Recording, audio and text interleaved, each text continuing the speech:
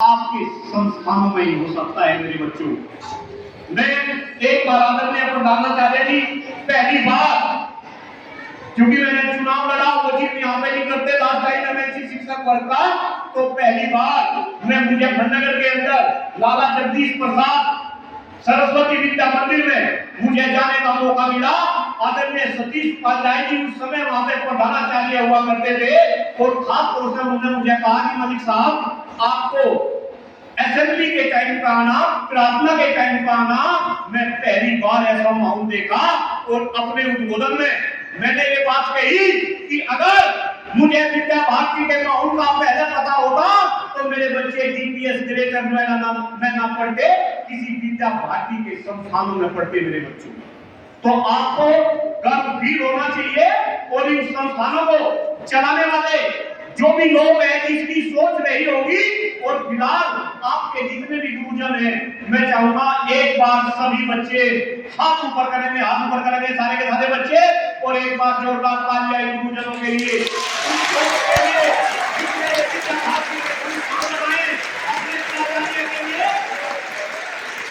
बहुत बहुत धन्यवाद सभी बच्चों का।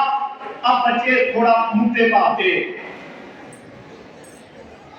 अभी उधर भी यही बात हो रही थी, हर बच्चा जागरूक है।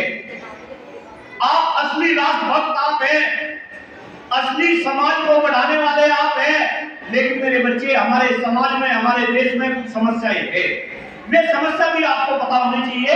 यहाँ पे हम दो समस्या की बात करेंगे 5 मिनट के अंदर, और उन समस्याओं के समाधान की भी बात करेंगे। पहली समस्या है हमारे देश का खराब होता हुआ पर्यावरण। मेरे साथ बोलेंगे, पहली समस्या है हमारे देश का खराब होता हुआ। दूसरी समस्या है हम सभी का खराब होता हुआ स्वास्थ्य। दूसरी समस्या है हम सभी का खराब होता हुआ। और मेरे बच्चों, दोनों समस्याएं आपस में रिलेटेड भी है। हर बच्चों को इस बात का पता, हमारे शरीर के लिए जो हम शरीर में इनहेल करते हैं, जो हम शरीर में लेते हैं, उसमें सबसे महत्वपूर्ण क्या है मेरे बच्चों? अरे वाह मेरे बच्चों, जोरदार तालियां, बहुत अच्छे बच्चे, सारी जानकारी दे रहे हैं। शरीर के लिए सबसे महत्वपूर्ण ऑक्सीजन। ऑक्सीजन बोले तो हवा, हवा के बाद कार्बन डाइऑक्साइड, हवा के बाद, हवा के बाद पानी, हवा के बाद पानी, और पानी के बाद खाना, दूसरे खाद्य पदार्थ। यानी कि सबसे इंपॉर्टेंट हवा, हवा के बाद पानी, पानी के बाद खाना। लेकिन मेरे बच्चों, दुर्भाग्य है हमारा, दुर्भाग्य है आपका कि जो हवा आज हम शरीर के अंदर ले रहे, वो हवा सांस लेने लायक नहीं है। जो पानी हम पी रहे, वो पानी पीने लायक नहीं है।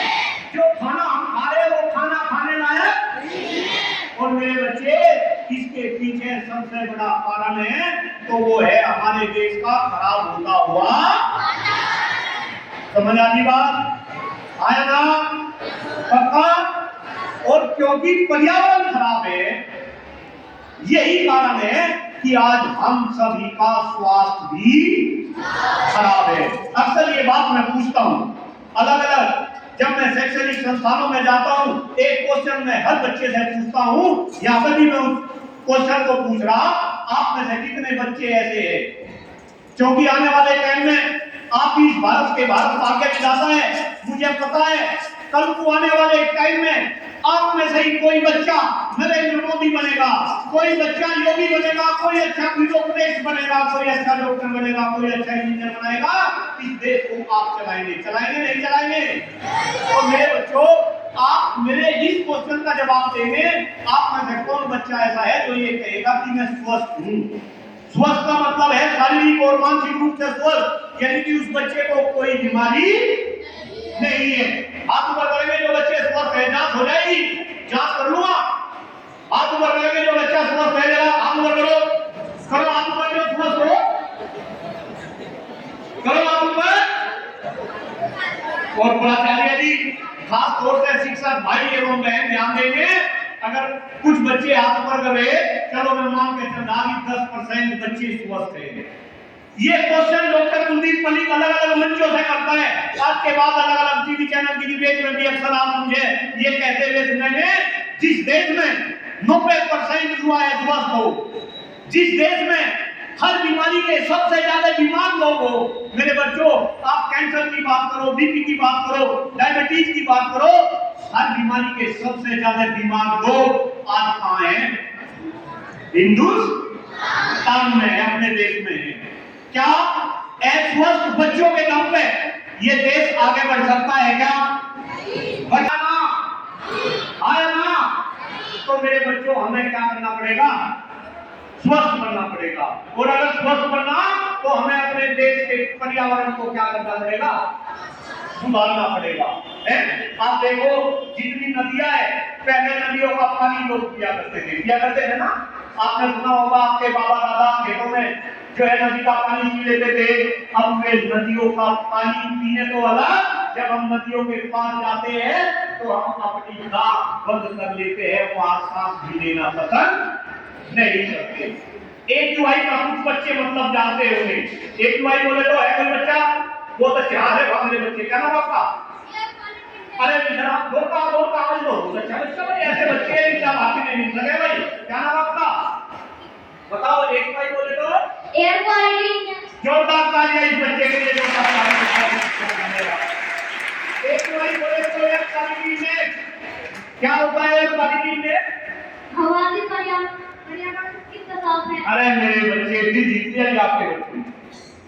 आपके हवा, आपकी जो हवा है वो हवा कितनी शुद्ध है, आपका पर्यावरण कितना शुद्ध है, वो हवा सांस लेने लायक है या नहीं है? ये कौन बताएगा? AQI बताएगा। कौन बताएगा? AQI। वो AQI हमेशा कितना रहना चाहिए? 50 से नीचे AQI रहना चाहिए। किससे नीचे? लेकिन दुर्भाग्य है हमारे देश का AQI कभी भी 50 से नीचे नहीं रहता। और मेरे बच्चों नवंबर, दिसंबर, जनवरी, फरवरी में तो ये AQI 800 के पार चला जाता है, लेकिन इस AQI का जिक्र कोई भी नहीं करता। भाई हवा तो अमीर भी सांस लेगा, गरीब भी सांस लेगा, प्रधानमंत्री भी सांस लेगा, मुख्यमंत्री भी सांस लेगा, हम सब भी सांस लेंगे। हवा तो सबके लिए सेम है, पानी सबके लिए सेम है। हवा पानी सबसे बड़ी जरूरत है, लेकिन इस हवा पानी का जिक्र हमारे देश में नहीं होता। सबको पता है कि अगर हमें AQI को नीचे करना है तो हमें क्या करना पड़ेगा? पर्यावरण को साफ करना पड़ेगा। और पर्यावरण को साफ करने में हमें, इस पर्यावरण को साफ करने में हमें क्या करना पड़ेगा?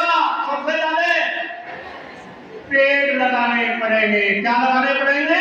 पेड़। क्योंकि जब पेड़ लगेंगे तो ऑक्सीजन ज्यादा जाएगी और पर्यावरण ज्यादा शुद्ध होगा, और जब पर्यावरण शुद्ध होगा तो AQI नीचे आएगा। AQI नीचे आएगा।